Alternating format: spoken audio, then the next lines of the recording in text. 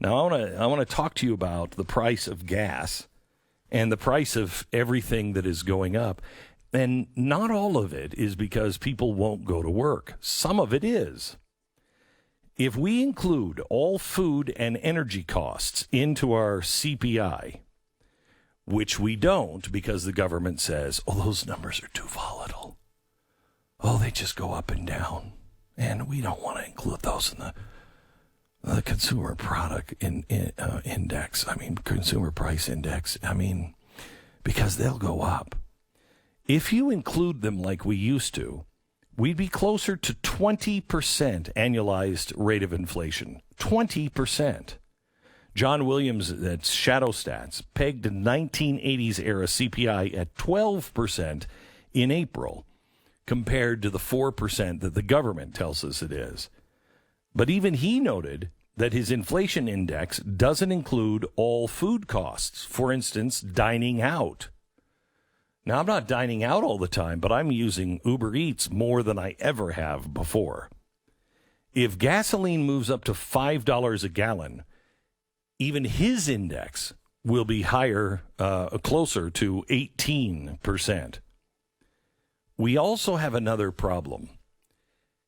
And I would love to hear from anybody who is a rancher or somebody who sells lumber on their land or a logger, because something is very, very wrong. We have a growing issue in both the lumber and meat packing industry. Now, on Friday, and this is why I question the president, we have lumber up at over 800% increase. The price over 800% in an increase. We also have a housing shortage now. People are trying to buy houses, but they're buying houses at a rate, or I should say at a price, that we have never seen before in human history. When you look at the Case-Shiller Index, never has America paid this much for a house. It's almost double what it was in 2007, right before the big collapse where everybody lost their houses. One of the reasons is because the houses are about 30% more expensive to build right now because of a shortage of lumber. Now, you're president of the United States. What do? If you believe in the United States, if you're trying to help out the consumer, do you do things to make lumber less expensive or more expensive? On Friday, President Biden put a new tariff on lumber. So now we have any lumber that is coming from Canada has a new tariff on it.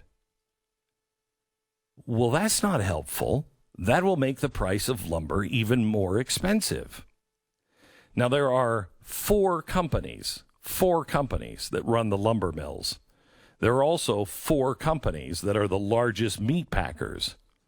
They control over 90% of all of the product in America. So if you're looking to buy meat, you're most likely going to get it from these four processing plants. 90%. You're looking for lumber, you're going to get them from these four different lumber companies. There is something, you could make a case for collusion. And there are some senators now, including Democratic senators, who are now looking at the price of beef and what is going on and the price of lumber, and they're asking questions. And what they're doing is they're asking the Justice Department to look into it to see if there's any collusion. Do you trust the Justice Department? Consumer prices are up more than 100% in each industry. What's driving the shortages is more collusion between major companies, keeping the supply short, rather than skyrocketing demand or shortage of production. In both cases, lumber and beef, Fortune 100 companies who control the industry are making huge profits right now. Gigantic profits. But the producers and the consumers are getting screwed.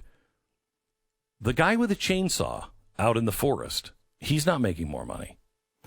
The guy who has purchased this land and is now trying to thin some of the forest by taking some of the lumber, he's not getting rich.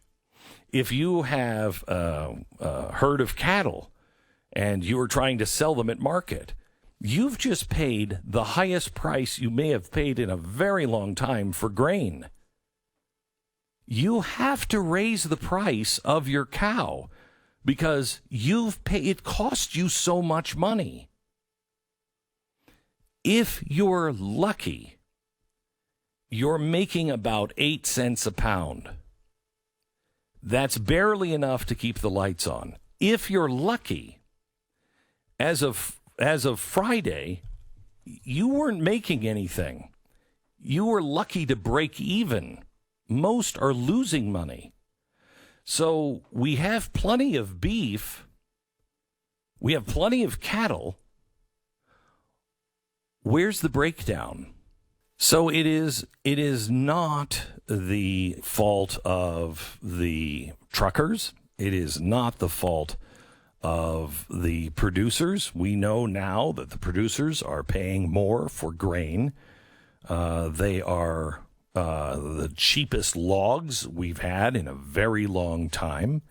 So what's happening? Because the guys who are actually producing, they're not getting any more money. In fact, they're getting less. So where's it coming from? Well, the meat producers are blaming it on the truckers. The truckers could not be responsible for a 100% increase. Yes, we have shortages of people who want to work, but the truckers are being paid more than they were, but not enough to make our beef this expensive. It's at the producers level, the people who actually take the beef, process it, and then get it to the stores. They are making profits that are record profits. And because there's only 4 of them, 2 of which are foreign-owned, when are we going to learn that lesson? Because there's only 4 of them, I believe it's a wink and a nod. I believe, I can't prove it, but there needs to be an investigation, but it's going to be the Justice Department. They, I believe, are looking at profits and saying, why would we work harder when we're making more money than we ever have?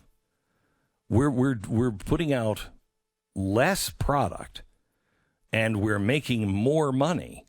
Why would we want this to change? I don't think these companies are in it for Americans. I don't think these companies are actually doing the right thing. They're doing the right thing for the shareholders, perhaps, for the CEOs, perhaps. They're not doing the right thing for the American people. And somebody in government needs to have a hearing and call them to task. Is there anybody clean enough in Washington, D.C. to do it? Because the price of your house and the price of the food that you put on that kitchen table are going to skyrocket if this doesn't stop soon. You're also going to put all of the farmers out of business. You're not going to have anybody that can afford to raise cattle for meat. Oh, but don't worry. 2 of those companies are foreign, but the other 2, they're the ones making things like the Impossible Burger. Oh, they're so green. Oh, I wonder if they get some help on that as well.